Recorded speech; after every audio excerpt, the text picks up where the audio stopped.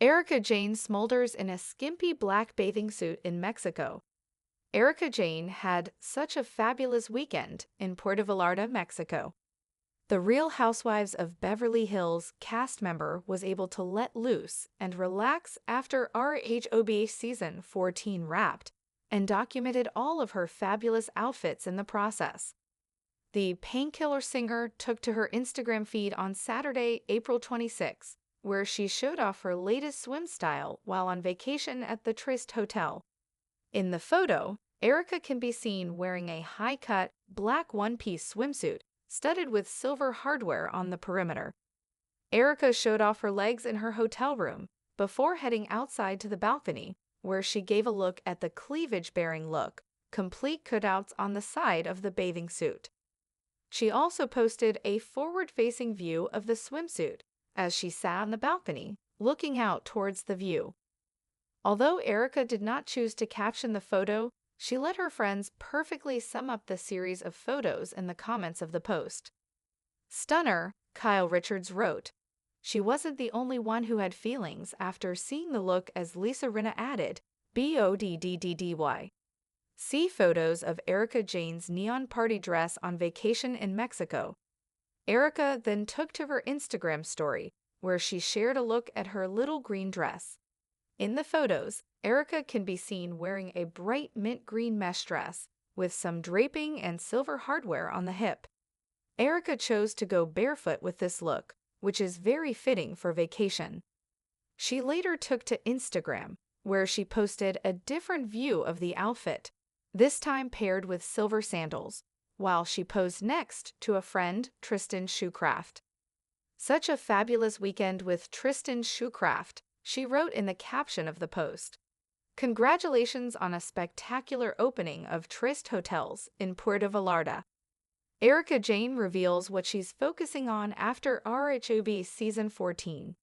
Erika spoke with Briefing on Bravo at the opening of the Trist Puerto Vallarta on Friday, April 26, where she opened up about what she's focusing on in her life following rhobh season 14.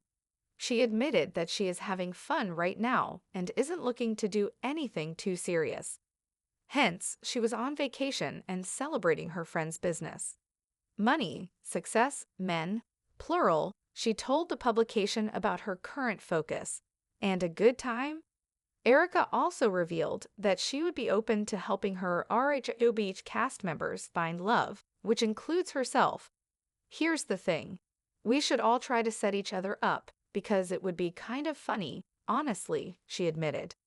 I think it would be funny if we all took turns setting each other up. Erika Jayne's Liberation Weekend. The afternoon sun sizzled over Puerto Vallarta like a spotlight over a stage. The Pacific glimmered in the distance, bright as silver sequins under the Mexican sun. On the 5th floor of the Trist Hotel, the latest luxe hotspot on the Malecon, Erika Jayne tilted her head, letting the light hit her cheekbones just right as she snapped a selfie in the mirror. The high-cut black one-piece clung to her like a whisper, dangerous, daring, and divine. Silver studs lined the edges like a rock star's armor. She smirked, adjusting her blonde hair, still damp from the plunge pool on the balcony. The edges of her swimsuit bit high into her hips, and the cutouts teased more than they concealed. A statement, a celebration, a resurrection. The mirror, the light, the bold silhouette. This wasn't just a thirst trap. This was Erika reclaiming herself. BODDDDY. She read from Lisa Rinna's comment minutes after she posted the photo. A little grin spread across her lips. Lisa always knew how to say just enough without saying too much. Stunner, Kyle Richards had chimed in. Erika tossed her phone onto the white chaise beside her, walked barefoot onto the cool tile floor of the balcony, and looked out. The ocean pulsed below, a metronome of freedom. Gulls screamed overhead like they too had something dramatic to say. And maybe they did. Everything in Puerto Vallarta seemed loud, beautiful, and unapologetically alive. She leaned against the iron rail, breathing in the salt and lime and sunscreen of the city. It had been months since she'd felt this light. rhobh season 14 had just wrapped, a grueling season that had tested friendships, loyalty, her patience, and her nerves. She'd left the final reunion taping feeling wrung out and raw, like the last act of a tragic opera. But this weekend wasn't for regret. It was for rebirth. Tristan Schucraft, founder of Trist Hotels and Erika's longtime friend, clinked a silver cocktail shaker in the penthouse bar as he prepared his signature jalapeno-infused margarita. He looked up and smiled as she walked in later that evening. "Darling, the whole city stopped when you posted that picture," he said, pouring the bright drink into a salt-rimmed coupe glass. "You've officially shut Instagram down."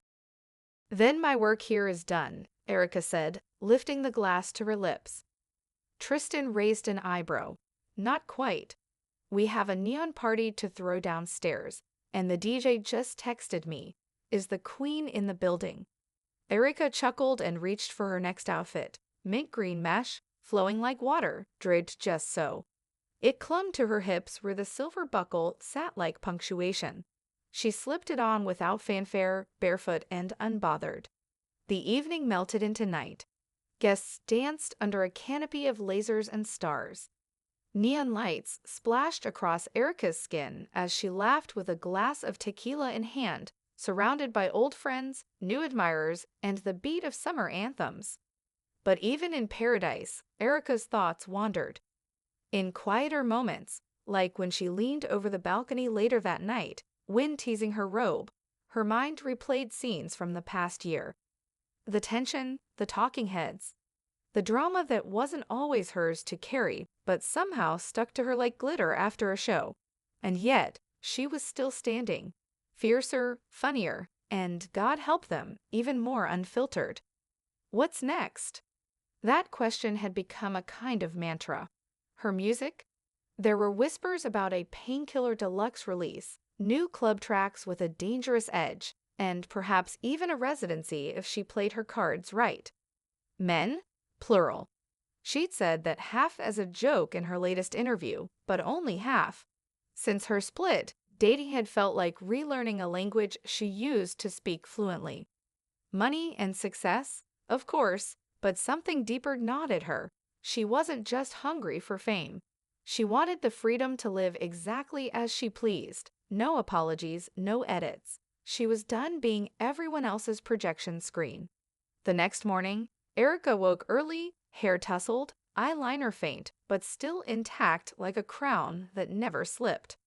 She padded out to the balcony again, wearing a silk robe the color of black diamonds. The sea stretched endlessly, its glittering skin seducing the sun. She checked her phone and found a message from Dorrit. "Miss you already. FaceTime from the rooftop pool later," and one from Garcelle. "Love the swimsuit. You're glowing. Teach me your ways." Erika smiled and tapped a reply, then stopped. She held her phone above her head and snapped a photo. Messy hair, ocean view, no filter. Just Erika. Raw, real. She posted it to her story with a caption, "No edits necessary." Later that afternoon, she met Tristan again by the infinity pool, now clad in a sequined cover-up and those infamous silver sandals. The kind that said, "I may be off duty, but I'm still the star." "You look radiant," he said, passing her a coconut with a paper straw and a splash of rum. "I feel like I finally exhaled," she replied. "It's funny. I used to think reinvention required fire and destruction, but maybe it just needs stillness." "And a skimpy bathing suit," Tristan said, toasting her coconut. "That too." As the weekend wound down, Erika walked alone through the hotel's private garden just past midnight. Tiki torches flickered along the stone path, their flames whispering secrets. She'd slipped into a black silk dress, simple but backless, and wore no makeup. Not even mascara. She looked up. The stars over Puerto Vallarta shimmered like 1,000 paparazzi bulbs, but for once, none of them were aimed at her, and she didn't mind. It was good to disappear for a night. Behind her, she heard laughter from the beach bonfire. Somewhere, a couple was slow dancing to a live saxophone cover of Fever. It was romantic, painfully so, and oddly comforting. She sat on a bench surrounded by hibiscus and thought of something her grandmother once told her: even roses need to rest between blooms. Maybe that's what this trip was, a rest, a retreat, before she bloomed again. On the flight back to Los Angeles, Erika reclined her seat and scrolled through the photos from the weekend: balcony shots, poolside giggles, grainy snapshots from neon-lit dances, her laughing in the lobby with Tristan, sun-kissed and free. Her phone buzzed again. Thinking about that setup idea, Kyle had texted, "Should we try a Warijo BH bachelorette night?" Erika typed back, "Only if I get to play matchmaker first." Deal, and P.S. I just saw your last post. Bitch, you're glowing. She smiled and glanced out the window. The plane dipped through a sea of clouds, and Los Angeles glittered in the distance, a city always ready to consume or crown. Erika Jayne had no intention of fading away. Not now, not ever. Because after everything, after the headlines, the courtrooms, the cameras, and the chaos, she still had the one thing they could never take: herself.